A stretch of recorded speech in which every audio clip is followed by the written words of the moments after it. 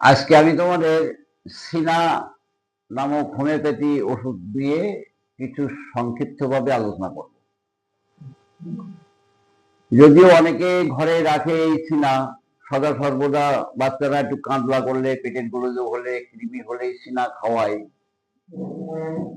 কিন্তু এভাবে আমাদের হোমিওপ্যাথি ওষুধ ব্যবহার করার কোনো নিয়ম কিন্তু নেই। হোমিওপ্যাথি ওষুধ যখনই ব্যবহার করা হোক না কেন, তার একটা চিত্র প্রয়োজন, অর্থাৎ treat the patient are not the disease, এই কথাটা মাথায় রাখতে হবে। অর্থাৎ কি রোগের জন্য আমি সিনা খাওয়াচ্ছি এটা কথা নয়, রোগীটা কোন লক্ষণ প্রকাশ করছে। তাহলে আমরা সিনার আলোচনায় ফিরে এসে বলতে পারি যে সিনার মানসিক এবং শারীরিক সহ্য শক্তির অভাব, এটা একটু বিশ্লেষণ না করলে বোঝা যায় না। মানসিকভাবে সহ্য শক্তির অভাব বলতে সে সদা সর্বদা বিরক্তি, তার সাথে কথা বলতে গেলে সে রেগে যায়, সবসময় একটা জেদি, সবসময় খুব রাগান্বিত, সবসময় ঘ্যান ঘ্যান ঘ্যান ঘ্যান করেই আছে। তাকে কিছু কথা বললে, তার দিকে লক্ষ্য করলে সে বিরক্তি বোধ করে। সে সর্বদাই জন্য একটা বিরক্তিতে ভরপুর, মানসিকভাবে তার কোনো সহ্য শক্তি নেই, ধৈর্য শক্তি নেই। এটা আমরা রোগীর মধ্যে একটু পর্যবেক্ষণ করলে পাই। শারীরিকভাবে সহ্য শক্তির অভাবে দেখা যায় তার কাঁধে, ঘাড়ে, পিঠে, চামড়ায় একটা স্পর্শকাতরতা ব্যথা থাকে। আমি কিন্তু এখানে ইনফ্লামেশন বলছি না, উইদাউট ইনফ্লামেশনে আমরা এইরকম ব্যথা পাই। শিরটা যদি শুয়ে থাকে, তাকে কোলে তুলতে গেলে সে কেঁদে পড়বে, মনে হবে তার সারা গা হাত পায়ে ব্যথা।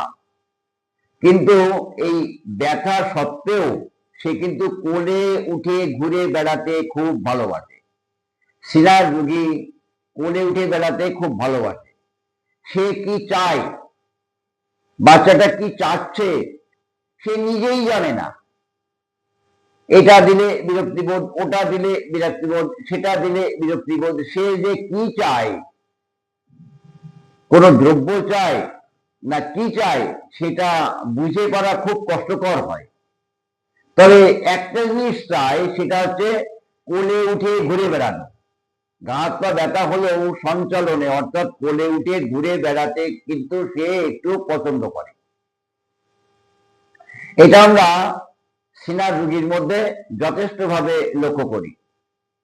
সিনার রোগী, আমি বললাম যে কৃমি হলেই সিনা খাওয়ায় অনেকেই, বা আমাদের মধ্যে অনেক ডাক্তাররা আছে তারা সিনা ব্যবহার করে, কৃমির নাম শুনলেই সিনা ব্যবহার করে। না, আমাদের হোমিওপ্যাথিতে এরকম কোনো কথা হয় না। সালফারও সিনা, সালফারও কৃমি সারে, চায়নাতেও কৃমি সারে। ক্যালকেরিয়া কার, ক্যালকেরিয়া ফস, টিউবারকুলিনাম, লাইকোপোডিয়াম, সমস্ত মেডিসিনেই কৃমি আরোগ্য করে। অর্থাৎ কৃমি মারা ওষুধের মতন কৃমি মেরে দিল, আবার 15 দিন বাদে, 1 মাস বাদে শুরু হলো, এটা নয়। তাই ধাতুগত ভাবে যদি আমরা প্রয়োগ করতে পারি, তাহলে কিন্তু কৃমি জন্মাবার অনুকূল পরিবেশটা ক্ষুদ্রান্ত্রে বা বৃহদন্ত্রে আর থাকে না। অর্থাৎ যাদের হজম যন্ত্র গোলযোগ, তাদের ক্ষুদ্রান্ত্রে বা বৃহদন্ত্রে এক ধরনের রস নির্গমন হয়। অর্থাৎ কৃমি জন্মাবার একটা অনুকূল পরিবেশ সৃষ্টি হয়। যেমন ভিজে মাটি থাকলে কেঁচো জন্মায়, ঠিক তদনুরূপ ভাবে আমরা লক্ষ্য করি যে সিনার রোগী যাদের পেটের গোলযোগ থাকে, তাদের পেটে একটা কৃমি জন্মাবার অনুকূল পরিবেশ সৃষ্টি হয়। আমরা যদি তার হজম শক্তিকে সংশোধন করতে পারি, তাহলে কৃমিগুলির কি হয় বলতে পারি না। কৃমিগুলি মরে যায় কিনা জানি না, কৃমিগুলি বেরিয়ে যায় কিনা জানি না। অনেক সময় বেরিয়ে গেলে বড় কৃমি দেখা যায়, কিন্তু ছোট কৃমিকে তো আর দেখা যায় না। এই ভাষাটা কিন্তু ক্যালকেরিয়া কার্মের মধ্যে জেমস টাইলার কেন্ট বারবার করে বলেছেন। আমরা লক্ষ্য করি যে এই ক্যালকেরিয়া কার্ড ব্যবহার করলে ঠিক ওই কৃমি জন্মাবার অনুকূল পরিবেশ নষ্ট হয়। আমি এখানে সিনার কথা বলছি।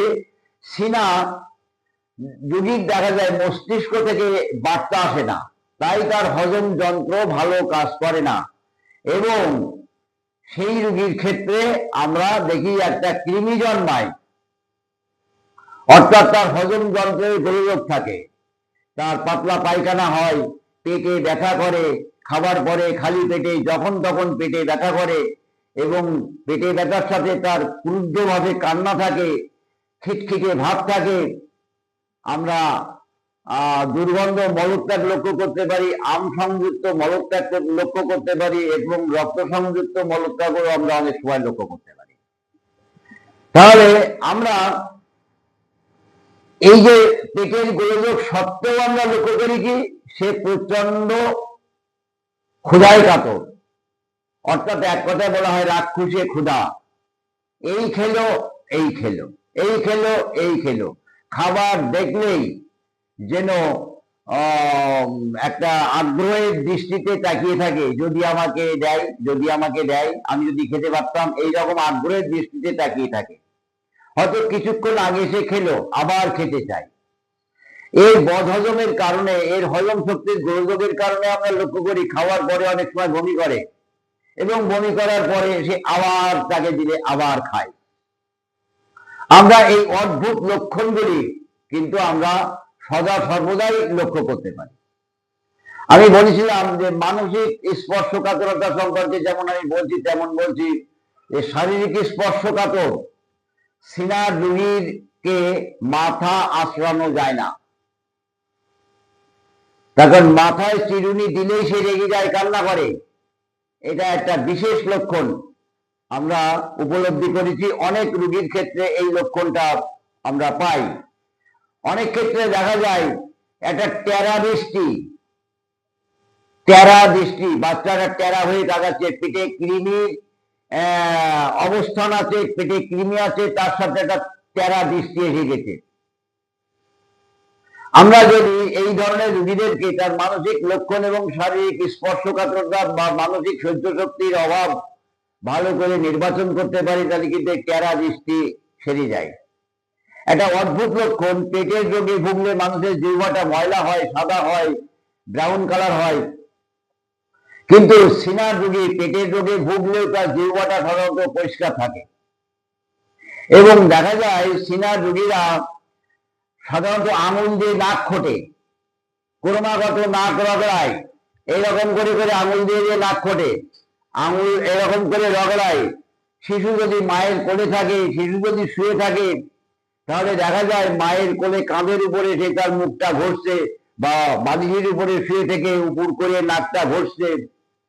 সিনার রোগী অনেক সময় উপরে এসে থাকে, তখন তাহলে পেটে চাপ পড়ে এবং তার পেটে ব্যথা একটু কম অনুভব করে, এবং ঘুমের মধ্যে সে দাঁত কিরমির করে। যদি দাঁত ওঠে তাহলে দাঁত কিরমির শব্দ কিন্তু আমরা পাই, দাঁতটা কিরমির করছে ঘুমের মধ্যে। আর যদি দাঁত না ওঠে তাহলে ক্রমাগত একটা চিবানোর মতন মুখের মুভমেন্ট, নাড়াচাড়া আমরা কিন্তু লক্ষ্য করতে পারি। শিশুদের দাঁত ওঠার সময় উদারময় পাতলা পায়খানা আমরা লক্ষ্য করতে পারি। জ্বর, এই জ্বরের সাথে আক্ষেপ, খিচুনি বা তড়কা, হাত মুষ্টিবদ্ধ করে, মুখে গেজা উঠে যায় বা ফেনা উঠে যায়, এর মতো অবস্থাও, এই যাকে কনভালশন বলা হয়, তড়কা বলা হয়, এই ধরনের অবস্থা কিন্তু আমরা সিনার রোগীদের মধ্যে লক্ষ্য করি। সিনার রোগীকে শাসন করা একদম যায় না, তাকে একটু বকলেই সে অসুস্থতা হয়ে পড়ে এবং সে আরো ক্রন্দন করতে থাকে। সিনার রোগীকে কখনোই শাসন করা যায় না, এটা কিন্তু আমরা ভালো করে মনে রাখবো। আর এছাড়াও একটা সিনার রোগীর বড়দের ক্ষেত্রে একটা জিনিস লক্ষ্য করা যায়, সূক্ষ্ম কাজ করার পরে তার চোখের একটা দৃষ্টি বিভ্রাট আসে, এবং দেখা চক্ষু রগড়ালে সে আবার ওটা সেরে যায়। এই অবস্থাটা আমরা রুটার মধ্যে পাই। যাই হোক, সূক্ষ্ম কাজ করার ফলে দৃষ্টিশক্তির কিছু অভাব, অর্থাৎ দূরদৃষ্টি সম্পর্কে তার অনেক বিভ্রান্তি ঘটে, সে দেখতে কম পায়, এটা আমরা লক্ষ্য করতে পারি। আর জ্বরের সময় গণ্ডস্থল ঠান্ডা, আমি বলেছি মুখমণ্ডলের এই জায়গাটা ঠান্ডা থাকে, 1 2 3 জ্বর থাকে আর মুখের মণ্ডলটা ঠান্ডা থাকে, এটা একটা পিকুলিয়ার ব্যাপার। তাহলে আমরা এই পদ্ধতিটা বললাম। ক্ষুধা, রাক্ষসে ক্ষুধা, স্পর্শকাতরতা, খাবার পরে বমি, সে আবারও খেতে পারে। মানসিকভাবে সহ্য শক্তির অভাব বা দৈহিকভাবে সহ্য শক্তির অভাব, সে কি চায় সে নিজেই জানে না, কোলে উঠে বেড়াতে চায়, হ্যাঁ, প্রচন্ড জেদি, মারাত্মক জেদি। দেখা যায় সে একটু মিষ্টি প্রিয় হয়। আমরা লক্ষ্য করি, বা ডাক্তার নরেন্দ্রনাথ বন্দ্যোপাধ্যায় বলছেন, বাচ্চাটাকে নিয়ে হয়তো চা খেতে বসা হলো, বাচ্চা চা মুখে দিয়ে বললো আর একটু মিষ্টি দাও, হয়তো বাড়ি থেকে একটু মিষ্টি এনে তাকে দেওয়া হলো, সে বলল না, আমাকে হাতে দাও মিষ্টি। এবার দেখা গেল আবার হাতে নিয়ে মিষ্টি দেওয়া হলো, সে বললো আমি ও মিষ্টি নেব না, আমার ওই চায়ের থেকে মিষ্টি তুলে দাও।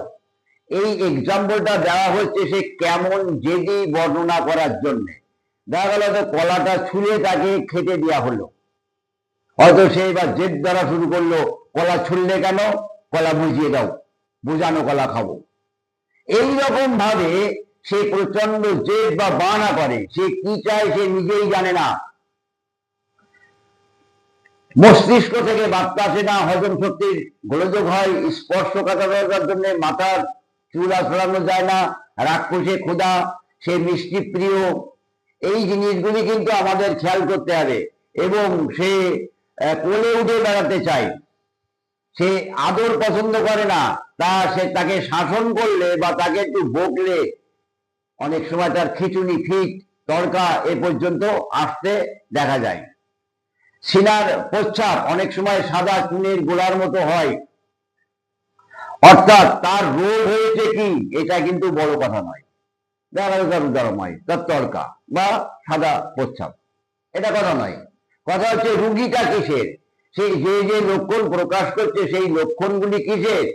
আমরা সিনার সাথে ক্যামোমিলার অনেক সময় গুলিয়ে ফেলি। ক্যামোমিলার কিন্তু সহ্য শক্তির অভাব, প্রচন্ড ভাবে অত্যনুভূতি, সর্ববিষয়ে সেই অত্যনুভূতি, অল্প ব্যথাও তার কাছে মারাত্মক মনে হয়। কিন্তু ক্যামোমিলা সিনা দুটো কিন্তু সম্পূর্ণ আলাদা জিনিস। আমি যখন ক্যামোমিলা পড়াবো তখন ক্যামোমিলার মধ্যে বোঝাবো যে সিনার মতো কিন্তু ক্ষুধা ক্যামোমিলায় নেই। যাই হোক, তাহলে আমরা এই যে সিনা সাধারণত আমরা ঘরে রাখি বা ঘরে অনেকেরই থাকে, কিন্তু আমাদের ব্যবহার করার সময় লক্ষ্য করতে হবে তার মানসিক লক্ষণ বা শারীরিক লক্ষণ, তার ধাতুগত লক্ষণটা কি বলছে। যেটুখানি আমি তোমাদের বললাম সেটা আমি আবার আরেকবার করে রিপিট করে দিই। মানসিকভাবে সহ্য শক্তির অভাব এবং শারীরিকভাবেও সহ্য শক্তির অভাব, সে কি চায় সে নিজেই জানে না, প্রচন্ড জেদি এবং খিটখিটে, সবসময় ঘ্যান ঘ্যান করে, ক্যান ক্যান করে, কান্না করেই যায়। তার হজম শক্তির গোলযোগ এবং কৃমি জন্মায়, তাদের মস্তিষ্ক থেকে সঠিক বার্তা আসে না, তাই তাদের হজম যন্ত্র সঠিকভাবে কাজ করে না। নড়াচড়ায় বৃদ্ধি, দেখা গেল তার গা হাত পা ব্যথার জন্য নড়াচড়ায় বৃদ্ধি, তাকে কোলে করে নিয়ে বেড়ালে কিন্তু সে ভালো বোধ করে, সে কোলে উঠতে চায়। আর এছাড়া রাক্ষসে ক্ষুধা একটা সাংঘাতিক জিনিস, সেটা আমরা লক্ষ্য করতে পারি। সিনা রুগী খায়, এই খায় তো সেই খায়, এই খায় তো সেই খায়, রাক্ষসে ক্ষুধা, সাথে একটু মিষ্টি প্রিয় এবং ভোজন রসিক বললে চলে, কিন্তু তার হজম শক্তির গোলযোগ থাকে। পেটে কৃমির জন্য টেরা দৃষ্টি হয়, পেটে কৃমি থাকার জন্য টেরা দৃষ্টি হয়, এবং সিনার মধ্যে আমরা টেরা দৃষ্টি লক্ষ্য করতে পারি। এবং প্রচন্ড লোভী, আমি একটু আগেই বলেছি, ঘুমের মধ্যে দাঁত কিরমির করে, দাঁত সাধারণত কাটে, এবং যাদের দাঁত ওঠে না তাদের দাঁত চিবাইতে থাকার নাই মুখের চোয়ালের একটা মুভমেন্ট আমরা লক্ষ্য করতে পারি। এবং অনেক রোগের সাথে, উদারময়ের সাথে, তাকে বকলে, তার জ্বরের সাথে আমরা তড়কা খিচুনি পাই, হাত মুষ্টিবদ্ধ হয়, মুখে ফেনা উঠে যায়, এটা কিন্তু আমরা লক্ষ্য করি। মলটা সাধারণত সাদা, খড়ির মতন হয়, প্রস্রাবের অনেক সময় সাদা হয়, প্রস্রাবটাও সাদা হয়, কিন্তু এই সাদা হোক আর নাই হোক, যদি আমরা মানসিকভাবে বা শারীরিকভাবে অন্যান্য লক্ষণগুলি পাই, তাহলে আমরা কিন্তু সিনা ব্যবহার করতে পারি। সূক্ষ্ম কাজ করার পরে চক্ষুর অতি চেষ্টার ফলে দেখা যায় যে তার দৃষ্টি শক্তির একটা বিভ্রাট ঘটে, চক্ষুর অগ্রালে আবার ভালো দেখতে পায়।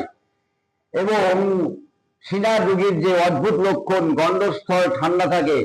আমার আজ থেকে 16 বছর আগে একবার জ্বর হয়েছিল, আমি 15 দিন ধরে অ্যালোপ্যাথি ট্রিটমেন্টের আন্ডারে ছিলাম, অর্থাৎ আমার বাড়ির লোকেরা বা আত্মীয় স্বজনরা নিয়ে গিয়ে অ্যালোপ্যাথি দেখিয়েছিল, আমাকে 3 কোর্স অ্যান্টিবায়োটিক খাওয়ানো হয়েছিল, তবু আমার জ্বর সারে না। পরবর্তীতে আমি লক্ষ্য করি যে আমার এই লক্ষণটা সাধারণত সিনার লক্ষণ, এবং সিনা 200 খাওয়ার পরে আমার সেই জ্বরটা ওই দিনই বেলা 11টার মধ্যে বিন্দু বিন্দু ঘাম হয়ে সেরে যায় এবং আমি সম্পূর্ণভাবে সুস্থ হয়ে যাই। তাহলে আমাদের হোমিওপ্যাথি যে কথা, ঠিক the patient are not the disease, এটা মাথায় রেখে যদি আমরা সিনা ব্যবহার করতে পারি, তাহলে শিশু রোগের চিকিৎসায় এবং আমরা প্রত্যেক পরিবারের মুখে হাসি ফোটানোর জন্য একটা বড় কাজ করতে পারি। সিনা এই পদ্ধতিটা বললাম, আলোচনা থাকলো, তোমরা ভালো করে মন দিয়ে পড়বা।